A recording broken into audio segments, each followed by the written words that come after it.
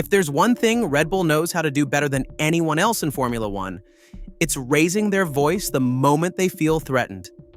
And this time, the alarm was sounded directly at the FIA, through a letter that many within the paddock described as wild, desperate, and above all, strategically panicked. The reason? A seemingly minor detail that could completely shift the balance of power: McLaren's cooling system. After a disappointing weekend in Montreal, where McLaren walked away with just 12 points and only one car finishing the race, many expected a setback in their title fight. But according to whispers in the paddock, Red Bull never believed that for a second. In fact, they were more worried than ever. Max Verstappen gained ground in the driver's standings, but the team's focus was elsewhere, not on raw performance, but on a suspicion. A technical detail they had been monitoring closely, which pushed Horner's team to act. Apparently, Red Bull even pointed a thermal camera at McLaren's garage to analyze tire temperatures, and what they saw triggered every internal alarm. According to sources close to the FIA, the letter Red Bull sent wasn't just a request for clarification. It was a full-blown complaint disguised as a technical proposal, with suggestions so extreme, such as using water from the driver's drink bottles to cool the tires, that it seemed intentionally provocative. The message was clear: if you don't stop them, we will. And the FIA listened. Shortly after, they amended a key part of the 2026 regulations, explicitly banning any devices or systems designed to actively cool tires. But despite appearances, the change is officially said to have nothing to do with McLaren. Or at least, that's what they want us to believe. The reality is, this move was born out of the chaos Red Bull created with their offensive. A calculated maneuver meant to confuse, disorient, and pressure the FIA into locking down a regulatory gray area before it became a lethal weapon in the wrong hands. But this is only the beginning, because Red Bull's obsession with McLaren goes far beyond tire cooling. In 2024, flexible wings were the point of controversy. Now, despite the technical ban, McLaren continues to impress with stability, traction, and tire management under extreme conditions. And for a team that has dominated 3 seasons in a row with an embarrassing margin, suddenly having someone breathing down their neck is simply unacceptable. That's why Horner turned up the volume. He warned the FIA before the Canadian GP that Verstappen was just 1 penalty point away from a race ban. And when George Russell went on to win the race, Red Bull wasted no time. They filed an official protest against him for unsportsmanlike behavior behind the safety car. A move that made the entire paddock raise an eyebrow. Race control dismissed the protest, but the message stuck. Red Bull will go to any length to protect their lead driver, even if it means playing dirty. For many of their rivals, a line has been crossed. There's a growing sense of discomfort, almost embarrassment, at how far Horner is willing to go just to maintain his team's dominant position. But things are getting serious now, because McLaren knows they're in the crosshairs, and every small misstep will be amplified, scrutinized, and challenged. And Lando Norris? He may still be processing the crash with Piastri in Montreal, which put him under internal pressure and sparked speculation about his role in the team. But his biggest problem may be something else entirely. According to internal leaks, some rival teams have already confirmed that the 2025 McLaren contains aerodynamic and mechanical solutions that push the limits of the current regulations. Nothing illegal yet, but just one small regulatory tweak could dismantle it piece by piece. And the most interesting part? Norris isn't sure whether he can fully trust the team. Motorsport legends like Mika Hakkinen and Mario Andretti have hinted that McLaren is too soft in managing Norris. After Montreal, applying stricter team orders would have made sense, but it didn't happen. Perhaps out of fear. Perhaps due to internal politics. But heading into the Austrian Grand Prix, everything changes. Norris has to respond. And the fact that he won't even be in the car for FP1, replaced by Alex Dunn, certainly doesn't help.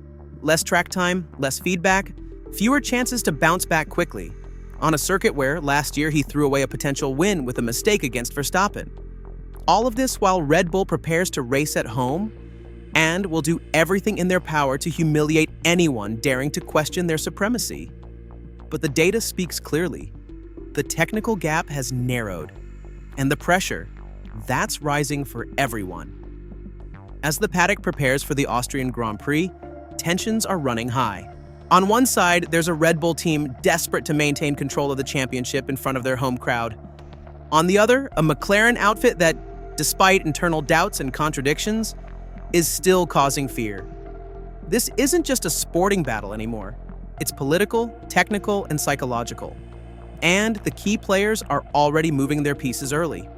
Oscar Piastri, now the new leader of the Drivers' Championship after Montreal, is keeping a low profile.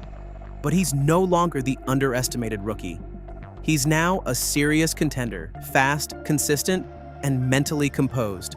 The crash with Norris had the opposite effect than expected. Instead of chaos, it clarified the team hierarchy. At least for now, and that clarity doesn't sit well with Norris, who suddenly finds himself chasing his teammate with less and less room for mistakes. The truth is, despite his talent, Lando still gives off the impression of being the nice guy of Formula One. And as we know, F1 rarely rewards nice guys. Piastri, on the other hand, has shown he possesses that killer instinct, the one that wins titles, even if it means applying pressure on his own team. While Norris is working hard to perfect his corner exits, following advice once given to Verstappen, the Australian already seems 3 steps ahead. Meanwhile, there's another game being played off the track: the battle over the 2026 regulations. This is where the future dominance of F1 will be decided. That's why teams are already maneuvering in advance, hiding data, filing complaints, pressuring the FIA to write the rules in a way that suits them best. And Red Bull has a clear advantage here. They know the system. They know where to push, what to suggest, and how to intimidate. It's no coincidence that the letter sent to the FIA was so intense. It wasn't just a request for regulatory clarity, as they want people to believe.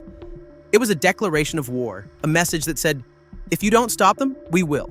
And if we can't beat them on the track, we'll force them to change their car. All of this while McLaren walks a fine line. On one hand, they know they've got one of the best cars on the grid. On the other, there's constant fear that every new update could soon be banned, every technical solution deemed illegal, every advantage erased by a single line added to the rulebook. As if that weren't enough, the paddock is filled with growing rumors that other teams may be ready to join Red Bull in pressuring the FIA. Alpine and Aston Martin are said to have voiced internal concerns that some of McLaren's solutions, especially regarding tire thermal management and aerodynamic efficiency in hot conditions, create a non-replicable advantage unless matched with massive investments.